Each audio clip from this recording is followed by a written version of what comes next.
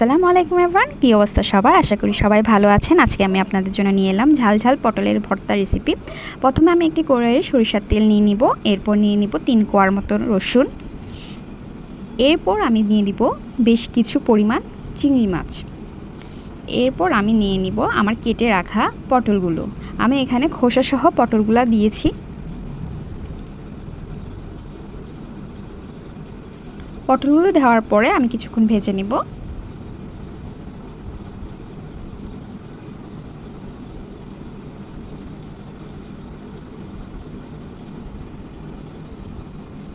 এরপর আমি এখানে দিয়ে দিব স্বাদ মতো লবণ। এরপর আমি দিয়ে দিব 1 চিমটি পরিমাণ হলুদ গুঁড়ো, 1 চিমটি পরিমাণ ধনে গুঁড়ো এবং 1 চিমটি পরিমাণ মরিচ গুঁড়ো। আমি জাস্ট একটু পটলের সাথে, যাতে পটলটা খেতে পানসা না লাগে সেজন্য এগুলো ইউজ করেছি, এর থেকে বেশি পরিমাণ ইউজ করবেন না। এরপর আমি দিয়ে দিব ধনে পাতা এবং মরিচ। আমি এখানে 4টার মতো মরিচ দিয়েছি আর ধনে পাতা দিয়েছি, দিয়ে আমি আবার ভালো করে ভাজা ভাজা করে নিব। এরপর এরকম করে আমি 5 মিনিট ভেজে নিব।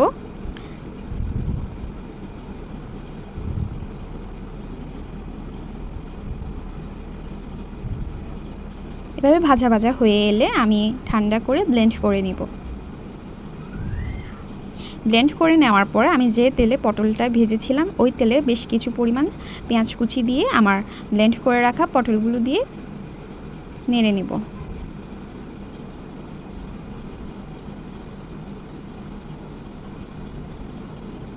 দিয়ে দিচ্ছি আমার ব্লেন্ড করে রাখা পটলগুলো।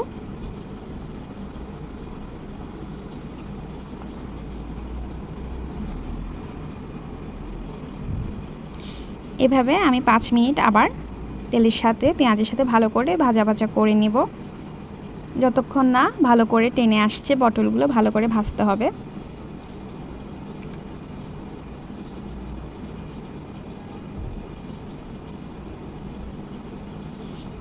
এই রেসিপিটা অবশ্যই বাসায় ট্রাই করবেন। যখন কিছু খেতে ইচ্ছা করবে না, ঝাল ঝাল এই পটলের রেসিপিটা আসলেই অনেক ভালো লাগে। আমি নামানোর আগে আর একটু সরিষার তেল দিয়ে নামিয়ে ফেলবো। ভালো লাগলে আমার পেজে অবশ্যই লাইক দিবেন, কমেন্ট করবেন, শেয়ার দিবেন।